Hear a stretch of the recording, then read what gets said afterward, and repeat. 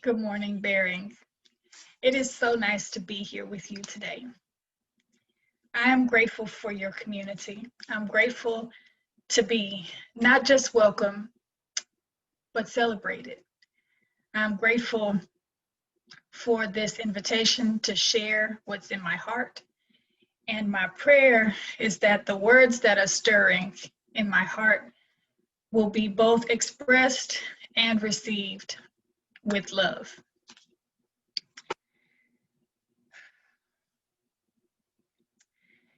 In my work in the world, I try to start conversations with love. In fact, in all of my talks, I say love first always. And love is an acronym. The L is for listen with your heart. The O is to observe or be aware of your own biases or the lens through which you see the world. V is to venture into unfamiliar territory. And the E is to expect the best. I try to approach all meaningful conversations in that way. And it is here, this practice, that led me to today's message. I was having this internal battle with myself about what I wanted to share. And I thought I knew. I thought that that I had it figured out. Something triggered me, actually, and I was gonna talk about that. I was gonna share with you this thing that triggered me, because I really felt like I had something to say. However, when I stopped and entered into a meaningful conversation with our Creator, I realized that I had not been listening with my heart. I was leaning into a bias. I was afraid of unfamiliar territory, and I did not expect the best. So I was already prepared to be headstrong and also probably a little bit emotional and also not my best self. Fortunately, I have great friends who remind me to use my tools, to breathe, go for a walk, blow some bubbles. And so I did. I revisited the conversation. Lord, what would you have me to say?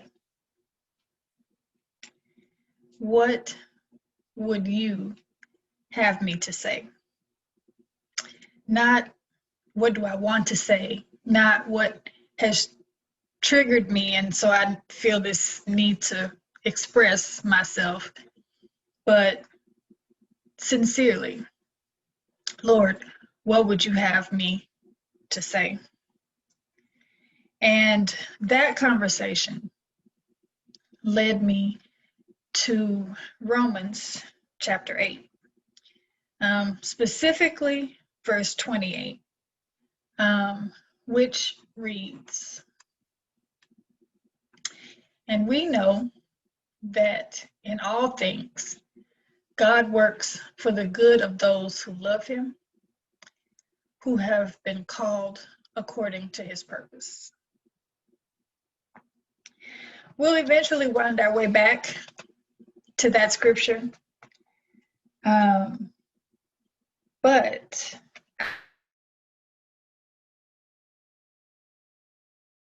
and if you will indulge me, before we return to scripture, I would like to share a short story. So in February of this year, which now feels like 12 years ago, I hosted an event here in Houston called 100 Voices. It was a women's dinner dialogue on race and culture, a space for a diverse group of women to come together and share their lived experiences, and also to hear the lived experience of some people who they may not on an ordinary day interact with. It was a passion project for me, something else that was stirring in my heart that I felt like I wanted to share with Houston. It's my hometown. And also, Houston is the most diverse city in the country. So it just felt like the right thing to do.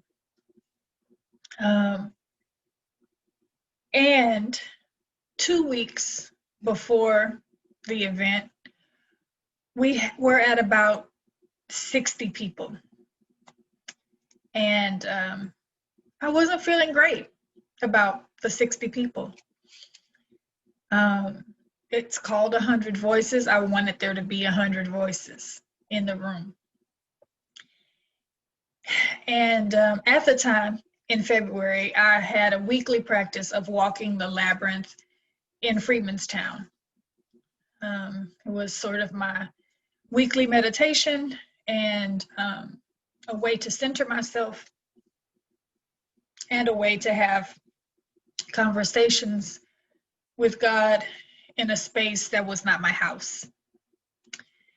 And so 2 weeks ahead of this event in February, I went to walk the labyrinth as I had become accustomed to doing. And when I got there, it was mostly lament. I was really, as they say, in my feelings about there not being 100 people registered for this event. And so I walked and I lamented. And what I heard as I walked was, Tracy, consider all the voices that came before you. And consider the voices that have come after you. And when you go into a room, you bring all those voices with you. And so, if you have 6 people, or you have 60 people, or you have 100 people, not only are you bringing all those voices with you, they are bringing all those voices with them.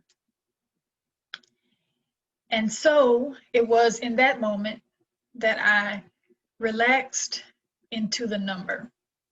I relaxed and decided that the number was just a number, and that we would have this event with grace and with ease. And whoever was supposed to be in the room would be in the room.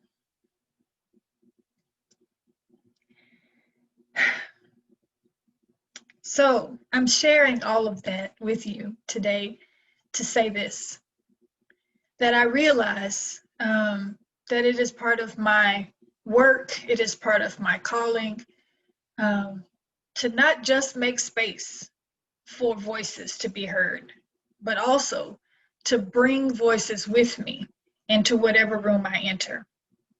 And so today, in addition to the scripture that we will refer back to, there are 2 specific voices that I want to bring with me into this conversation. In my work, because we have been specifically curating space for conversations around race and culture, there have been opportunities for me to read and listen to work of other people who know this world better than I do, who have studied it, who have researched it, and who experience it perhaps differently than I. And so the two voices that I want to be sure that I bring into the space with us today are the voices of Isabel Wilkerson and Sonia Renee Taylor. You may already be familiar with these two women's work, but if you are not, then let today be your introduction.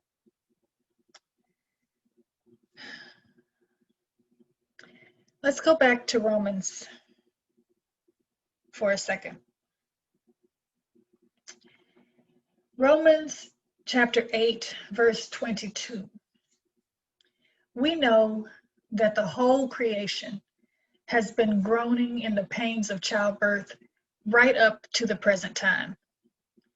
Not only so, but we ourselves, who have the first fruits of the Spirit, groan inwardly as we wait eagerly for our adoption to sonship, the redemption of our bodies.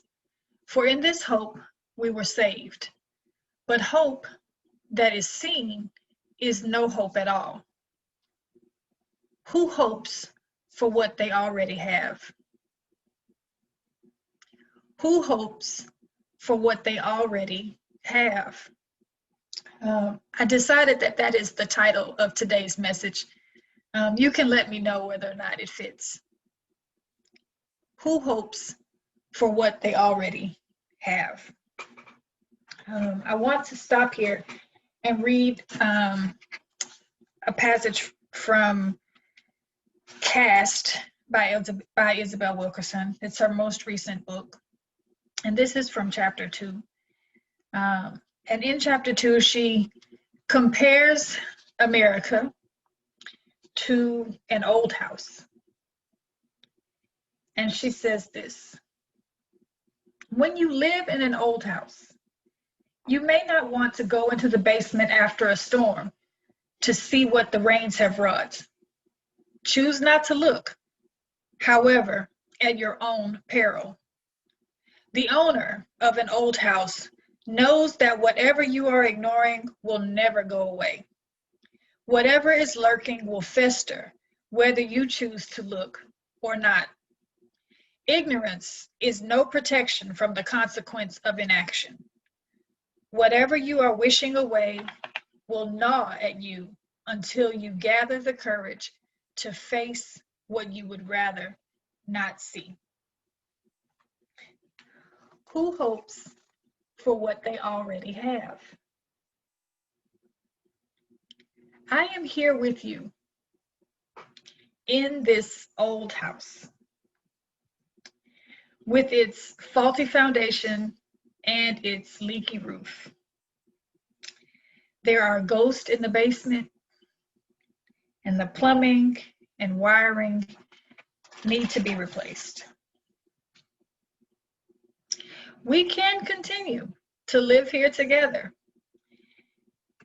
in this old house with things as they are. But I have to be honest. This house frightens me. I'm not ever sure which rooms are safe to enter. I know some folks have learned to navigate the creaky floorboards and which sockets to avoid, but it seems just as I believe I figured it out, a new thing goes wrong. Who hopes for what they already have? I do not hope for what we already have. I hope for more. I hope for a master contractor who can take the house down to the studs and rebuild it better, safer, stronger. I am grateful that verse 26 reminds us that we do not know what we ought to pray for, but the Spirit Himself intercedes for us through wordless groans. This year, 2020, with all its shenanigans, is the year of culminating groans. Sonia Renee Taylor says this: we will not go back to normal. Normal never was. Our pre-corona existence was not normal, other than we normalized greed, inequity, exhaustion, depletion, extraction, disconnection, confusion, rage, hoarding, hate, and lack. We should not long to return, my friends. We are being given the opportunity to stitch a new garment, one that fits all of humanity and nature. We can turn our noses up at 2020 and curse it for its falling apart and for its cracking open. But what if this is the year that all things really do work together for the good of those who love the Lord? What if 2020 is not just the year where things get good for some, but where things get good for all? What if this is the year we rebuild our old house? What if this is the year that love wins? Can we love first, Bering family? Can we rebuild this old house? Do we want what we already have? Is that what we hope for? Or do we hope for something better? I hope for something better. And I invite you to hope with me as well. Enjoy your Sunday and enjoy your week. Thank you for having me. God bless you.